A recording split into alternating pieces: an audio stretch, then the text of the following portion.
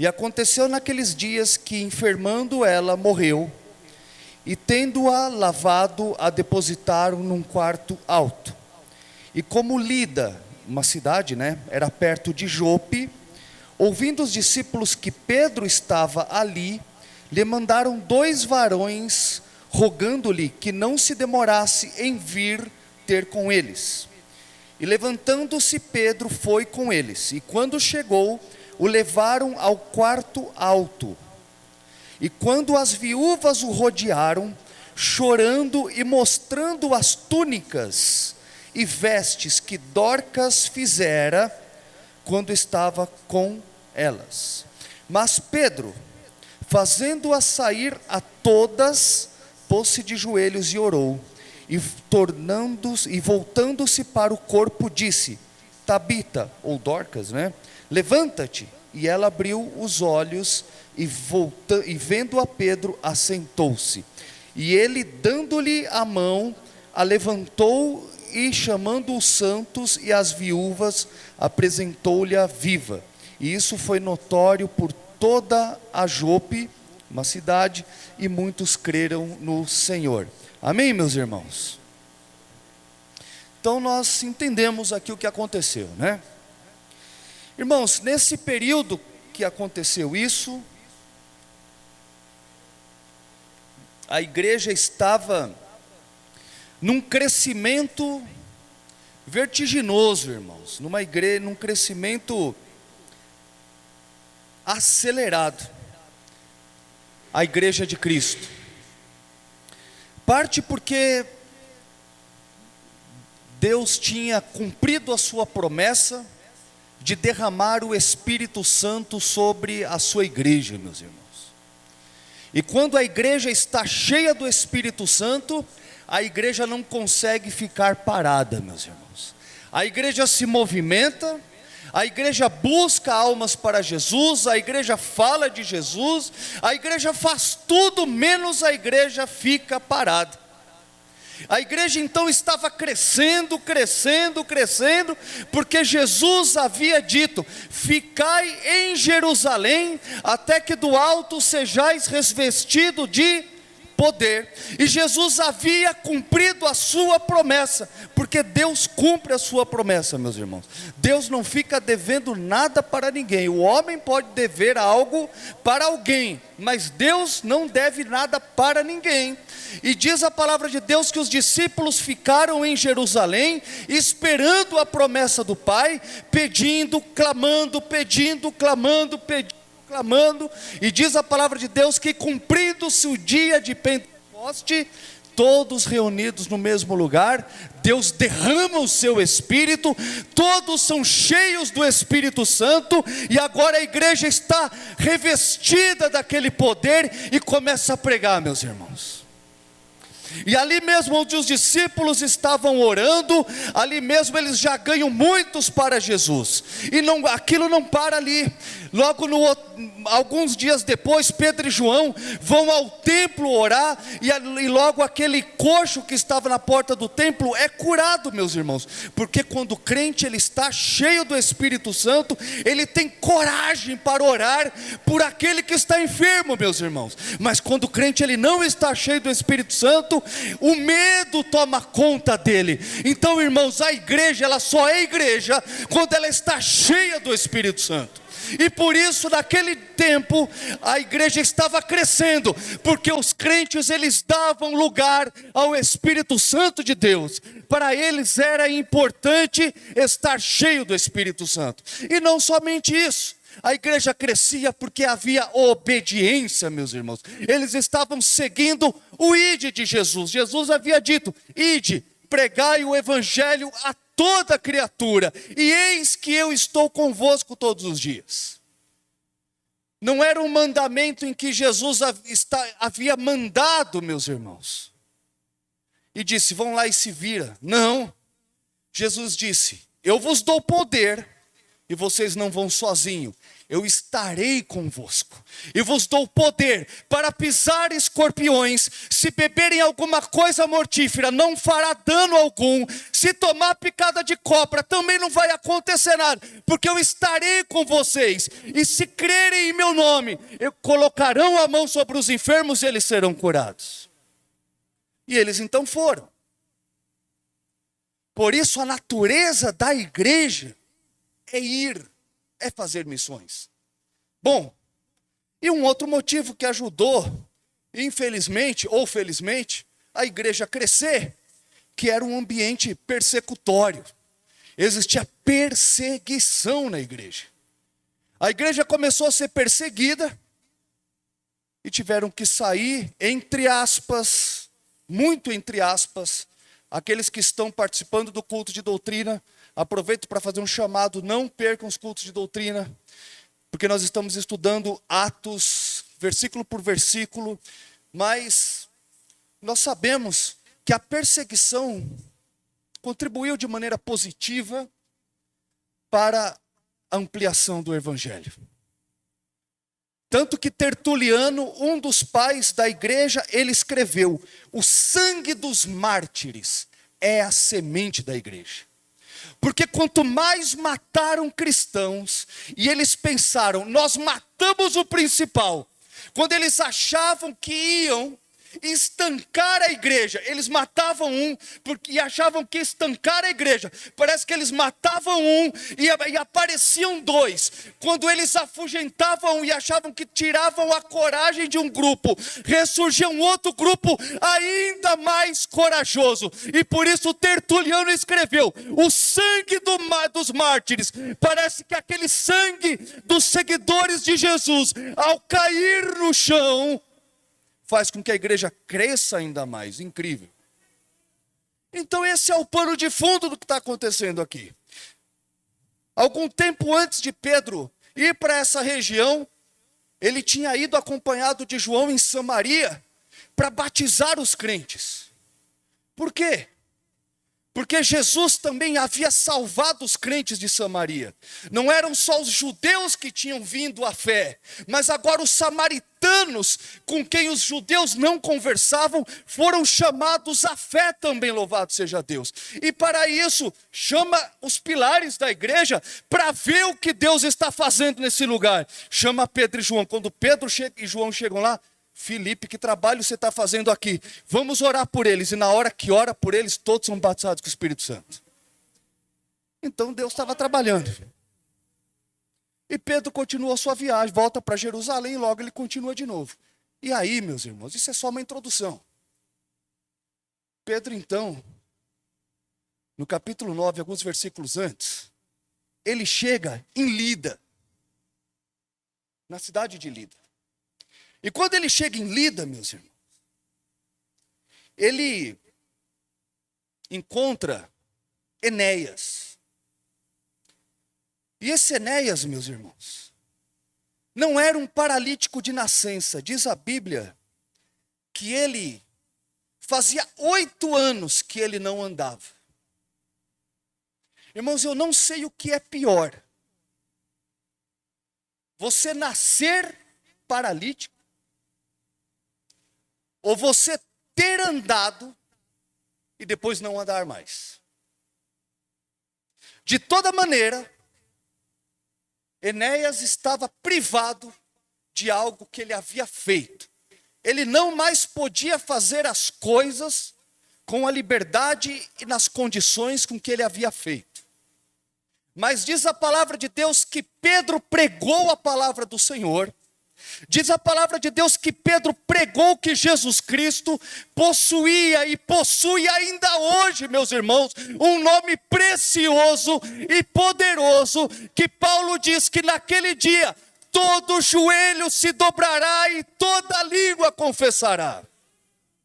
Nós glorificamos, meus irmãos. Sabe por que nós glorificamos ao ouvir esse versículo? Porque nós, irmãos, nós hoje nós já nos ajoelhamos. Nós já confessamos. Louvado, e nós louvamos a Deus por isso. Mas quando o apóstolo São Paulo diz que naquele dia todo joelho confessará e todo joelho se dobrará e toda língua confessará. Paulo está falando, inclusive, aqueles joelhos que disseram, eu nunca me dobrarei a Jesus. Aquela língua que disse, eu nunca confessarei a Jesus. Naquele grande dia, diante do trono branco, que diz lá em Apocalipse, diante do trono branco, compareceram grandes e pequenos, diante do qual ninguém podia fugir. Naquele dia, todos vão de ajoelhar-se diante dele. Entende? Então, quando Pedro prega a respeito dele, aquele Enéas olha para ele. Pedro ele é revestido de uma fé de cura. Enéas certamente também. E ele diz, Enéas, Jesus Cristo te dá saúde, levanta e anda. Enéas levanta, e agora ele que antes era carregado, ele precisava ser carregado juntamente com a sua cama, agora ele pode levantar e ele mesmo carregar a cama dele. Enquanto essas bênçãos estão acontecendo na cidade de Lida, 17 quilômetros dali, é como se estivesse acontecendo essas bênçãos aqui, e aqui em Votorantim, tivesse acabado de morrer Dorcas. Entendeu? Enquanto existia muita alegria num lugar, na cidade de Jope, 17 quilômetros de distância, entra entra em óbito, Dorcas. É incrível como no mesmo momento acontecem coisas tão antagônicas, né? E certamente nós lemos, né? Alegria na cidade de Lida, ali tristeza, Dorcas morreu, começou todo aquele processo, fazem a limpeza do corpo, dão banho, e diz aqui a leitura que nós fizemos, ela é acomodada num quarto alto. E alguns crentes, irmãos, se deram conta de como a irmã Dorcas era importante.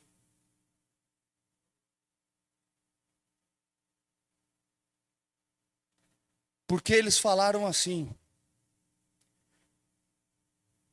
eles tinham ouvido, no meio de toda aquela chora, chega a notícia, né? Ali em Lida, o paralítico andou. Sabe aquela história, irmãos? Às vezes a gente está tão triste com algo que acontece, que chega uma notícia boa, num primeiro momento você nem dá atenção. E eles estão ali, tristes que a irmã Dorcas morre. E alguém falou, você não ouviu dizer que ali morre foi curado o Enéas, que vivia arrastado para lá, para cá. Mas de repente, diz a Bíblia que todo mundo creu, né? E esses crentes que começaram, de um lado, perceber como era importante a irmã Dorcas, e do outro lado, cada vez mais chegava a notícia, mais pessoas glorificando a Deus, por causa da cura de Enéas, irmãos. Irmãos, primeira coisa que nós temos que aprender, meus irmãos, honrar as pessoas enquanto elas estão em vida, meus irmãos.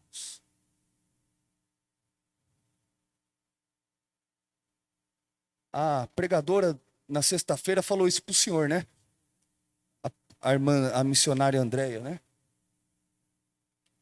Porque, irmãos, quando nós somos craques em fazer homenagens quando as pessoas vão embora. E aqui, talvez tenha sido um pouco disso também, sabe? A irmã Dorcas, né? A irmã, sabe, na igreja, talvez Dorcas era o nome comum lá, né?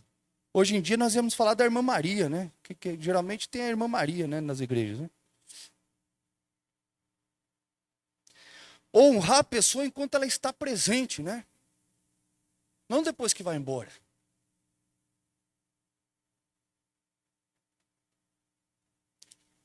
E esses discípulos, sabendo, vão lá. Sabe por quê, irmãos? Talvez algum desses discípulos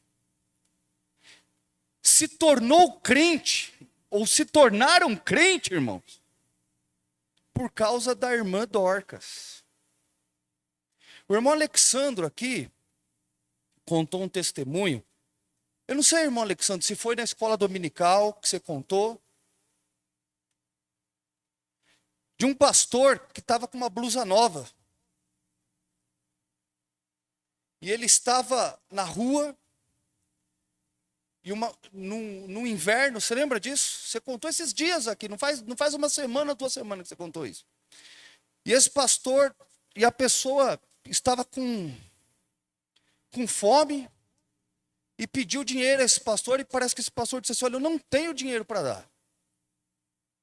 Mas ele era muito frio, mas ele disse assim, olha, e ele parece que foi indo embora, mas Deus tocou no coração dele, e ele voltou lá e deu a blusa nova. Não foi isso, Alexandre? Foi você que contou isso, não foi? Não foi você? Foi alguém, não sei quem foi. Foi você, Cláudio? Foi o Cláudio. Desculpa, foi o Cláudio.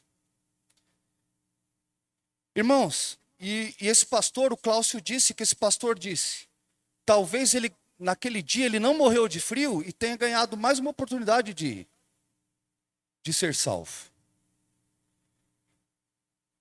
Irmãos, a Dorcas, ela tinha 2 funções na igreja. Não digo na igreja, ela fazia 2 coisas. Ela fazia roupas para aqueles que precisavam de roupas, mas ela também contribuía com os pobres. Certamente Dorcas ela devia ser uma irmã que tinha condições financeiras, mais que os outros crentes. E talvez um desses irmãos estavam ali porque foi alcançado em Cristo por causa dela. E na hora que ela morreu, a gente não sabe. Talvez um daqueles irmãos que se preocupou em ir buscar Pedro, porque nasceu o desespero, né? Vai buscar Pedro. Vai buscar Pedro. Traz Pedro, está só 17 quilômetros daqui.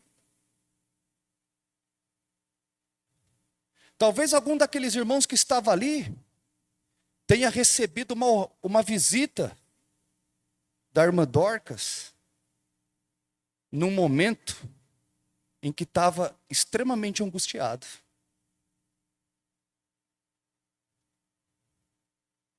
Já aconteceu com você?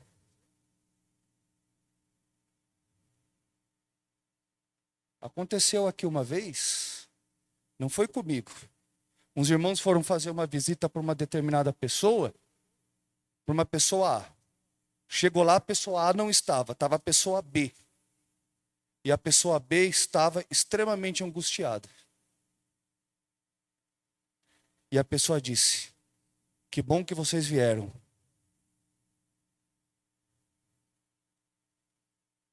Sabe? Talvez alguma dessas pessoas foram beneficiadas por uma cesta básica que a irmã Dorcas levou no dia em que ele não tinha nada para comer.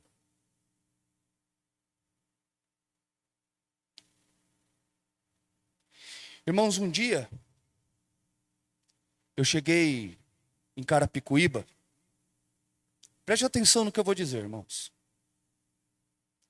Para você, seria bom que tivesse atrás de mim todos os obreiros mais velhos que eu, que nós temos aqui em Sorocaba. Preste atenção, vocês vão entender porque eu estou falando isso. Eu tenho 44 anos, irmãos.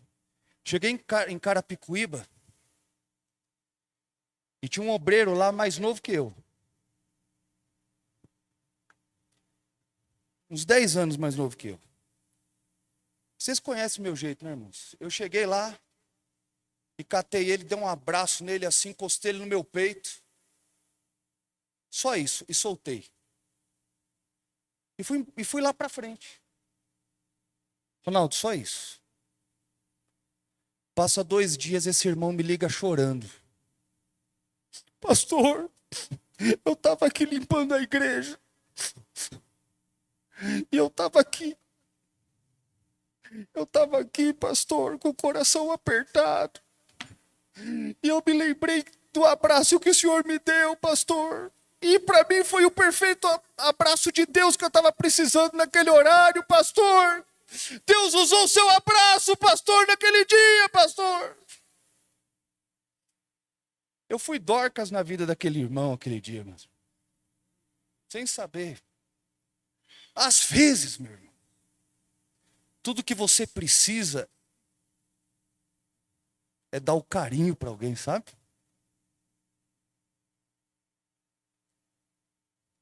E aí eu quero perguntar para você que está me ouvindo nessa noite. Você tem alguma irmã Dorcas na sua vida?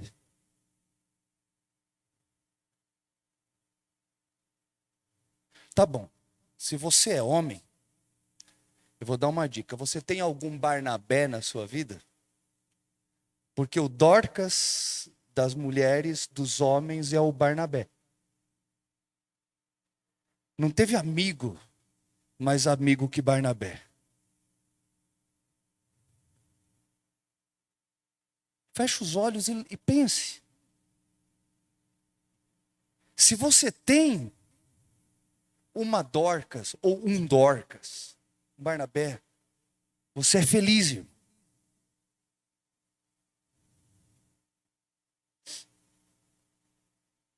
Mas eu vou dizer uma coisa, se você tem, se considere muito abençoado. Agora eu vou dizer uma coisa para você se considerar duplamente abençoado. Você é o Dorcas de alguém? Você é a Dorcas de alguém? Você é o Barnabé de alguém? Ou você é o Demas de alguém? Você sabe quem é o Demas? Quem é que sabe quem é o Demas? Levanta a mão. A minha esposa levantou. Alguém mais sabe quem é o Demas? Ele sabe. Sabe quem é o Demas? Ninguém mais sabe? Paulo escreveu sobre Demas. Demas me abandonou e causou-me muitos males, amando o presente século. Quem você é? Barnabé ou Demas? Irmãos, seja Dorcas na vida de alguém. Meu irmão, seja Barnabé na vida de alguém. Nós já temos lá no mundo, irmãos, muitas perseguições. Nós já temos lá no mundo muitas pessoas querendo perseguir a igreja. Seja uma bênção na vida do teu irmão e na vida da tua irmã, meu irmão. Sabe por quê? Se você não for uma bênção na vida do teu irmão e da tua irmã, o mundo vai enganá-lo. O mundo será uma bênção na vida dele, de uma maneira enganosa. E daqui a pouco o mundo vai abraçar o nosso irmão em Cristo. E quando você vê, ele vai estar lá fora. E quando você encontrar ele, você vai perguntar para ele assim: Mauro, por que você saiu da igreja? Ele vai dizer: porque lá dentro ninguém me ouviu quando eu precisei. Porque lá dentro ninguém me deu um abraço quando eu precisei. Porque lá ninguém se importou comigo. Porque lá quando eu entrei de cabeça baixa ninguém me ouviu. Mas quando eu cheguei no emprego de cabeça baixa, todo mundo me perguntou o que está acontecendo. Mas quando eu entrei na igreja de cabeça baixa, o que fizeram foi me julgar.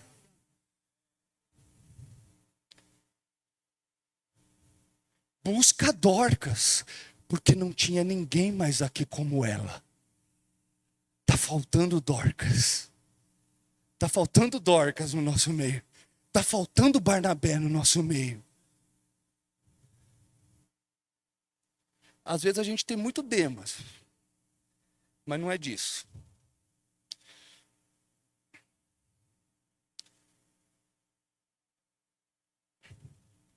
Ou será que a gente vai ficar Alexandre o Latoeiro, né? Não vamos entrar por aí. Pastor, como é que eu posso ser Dorcas na vida de alguém? Começa orando. Quando você for orar, ou até mesmo, às vezes você nem está em oração, mas você deita na cama, e vem um irmão, uma irmã na sua cabeça, comece a orar por ele. Comece a interceder por ele, comece assim. Diga para essa pessoa que você se importa por ela, com ela. Encoraje essa pessoa. Diga para ele e para ela não desistir daquilo que Deus colocou na mão dela, meus irmãos. Diga para ele continuar. Seja um Paulo na vida dele, seja um Paulo na vida dela, seja um Barnabé, seja um Dorcas. Louvado seja Deus. Ofereça ajuda, meu irmão, no poderoso e único, eu digo único no sentido de não existir outro igual, Sermão do Monte de Jesus. Ele escreve assim: se alguém quiser processar você, tirando uma túnica, dê também a capa. Se alguém obrigar você a andar 1 milha, ande 2. Se alguém lhe pede, dê a quem lhe pede, e não volte as costas a quem lhe pedir emprestado, porque assim vocês demonstrarão que são filhos de Deus, meus irmãos. Você não vai demonstrar que é filho de Deus por uma prática religiosa externa, mas no momento em que você for uma bênção na vida de alguém. Porque se você achar que ser crente é uma prática sozinha, é uma prática isolada, uma prática egoísta, você não aprendeu e não entendeu o que é evangelho. Evangelho é uma coisa a ser praticada em comunidade. Por isso a questão da desigrejados é uma baita heresia. Porque não existe igreja sem comunhão dos santos. Pode sim existir igreja sem o templo, mas eles vão se reunir nas cavernas, eles vão se reunir nas catacumbas, como aconteceu com os nossos irmãos. Mas a igreja um ao outro ajudou e disse ao seu irmão: esforça-te, louvado seja Deus.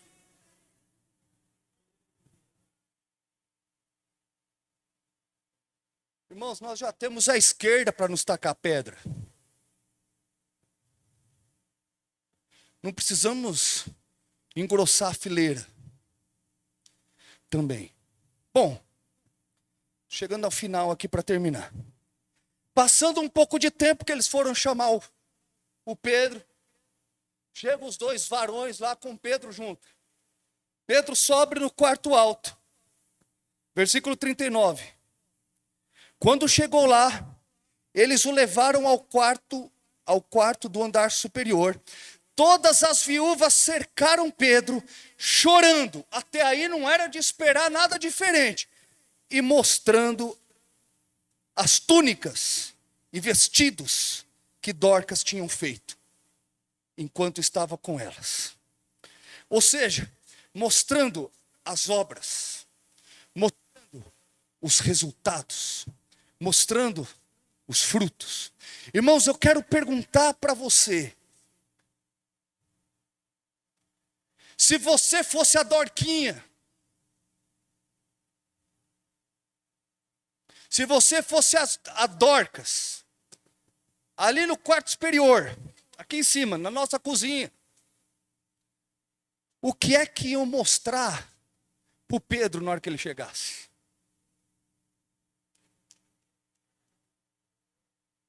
O que é que eles vão mostrar a teu respeito? O que é que eles vão mostrar, meu irmão? O que é que eles vão mostrar a seu respeito? Você está entendendo que Deus está falando com a igreja, irmãos? Ou vocês acham que sou eu que estou falando? Enquanto você pode achar que sou eu que estou falando, não tem problema nenhum, meus irmãos, mas a palavra é de Deus, irmãos. Você pode até matar o mensageiro, mas a mensagem, Jesus disse, tudo passará, mas a minha palavra, ela permanece para sempre. Pode até matar o mensageiro, mas a palavra fica. A minha pergunta é, se você estivesse lá, o que, que eles mostrariam a teu respeito, meu irmão?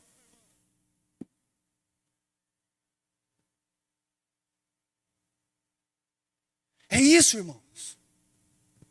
O que, que eles mostrariam?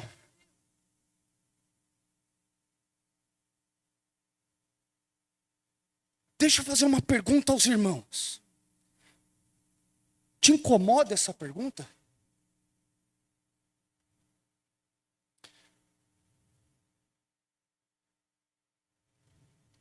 Vou perguntar de novo. Não precisa levantar a mão. Essa pergunta que eu fiz te incomoda? Não precisa levantar a mão.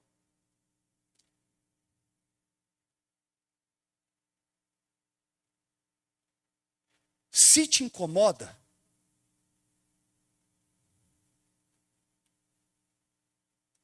você está perto de Deus. Se não te incomoda, faça alguma coisa, porque você está muito longe.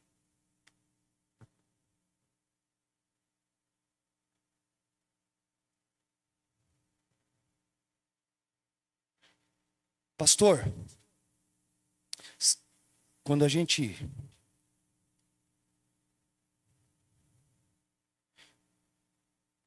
às vezes, né, as pessoas chegam para a gente e falam assim, pastor, eu queria saber como é que eu sei se eu blasfemei contra o Espírito Santo. Aquelas perguntas típicas de jovens, né? A resposta para eles é simples. Se você tem medo de ter blasfemado, é porque você não blasfemou. Porque quando você blasfemar e ele se retirar de você, não haverá mais nenhum temor, nenhuma preocupação no coração. Nenhuma preocupação em ser crente mais.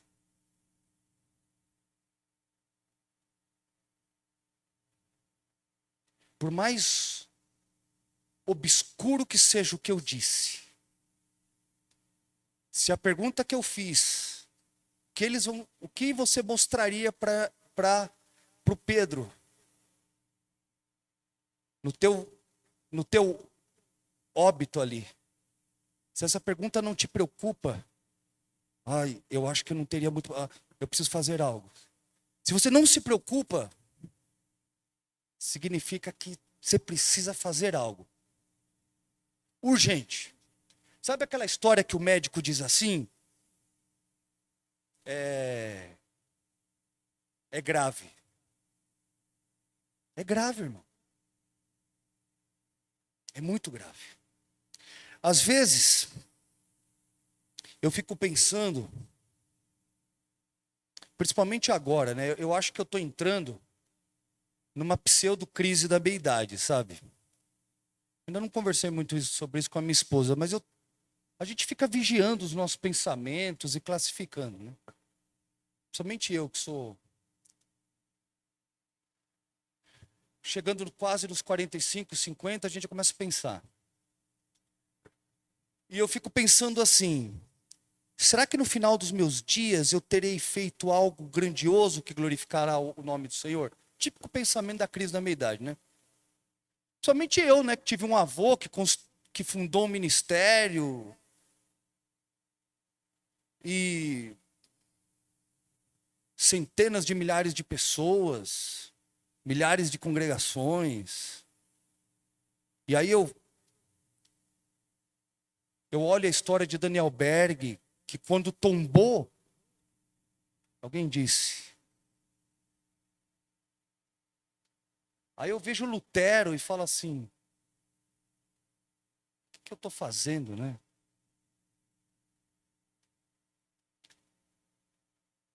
E eu tenho orado e pensado a respeito disso e, irmãos, não é a grandiosidade do que a gente faz.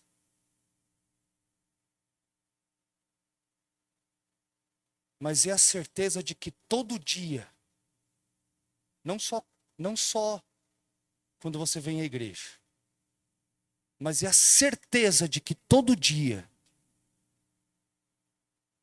você fez algo que glorificou a Deus.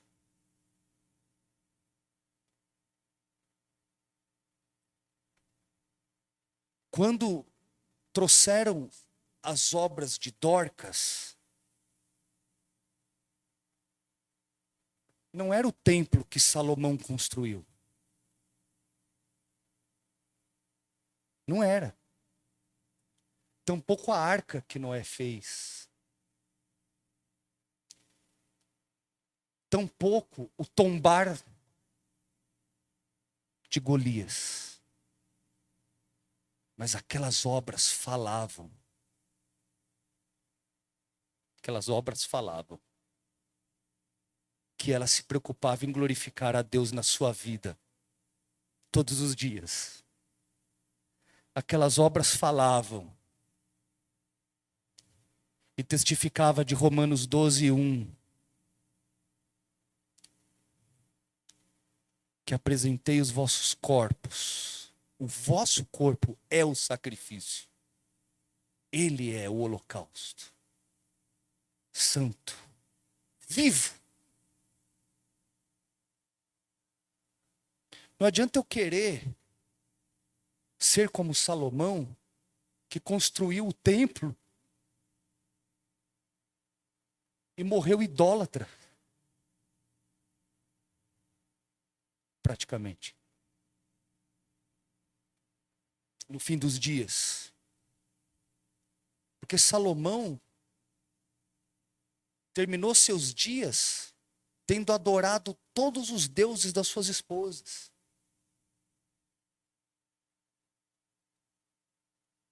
Agora, irmão, não adore a Deus só aos domingos, às terças e quintas, ou no dia dos cultos.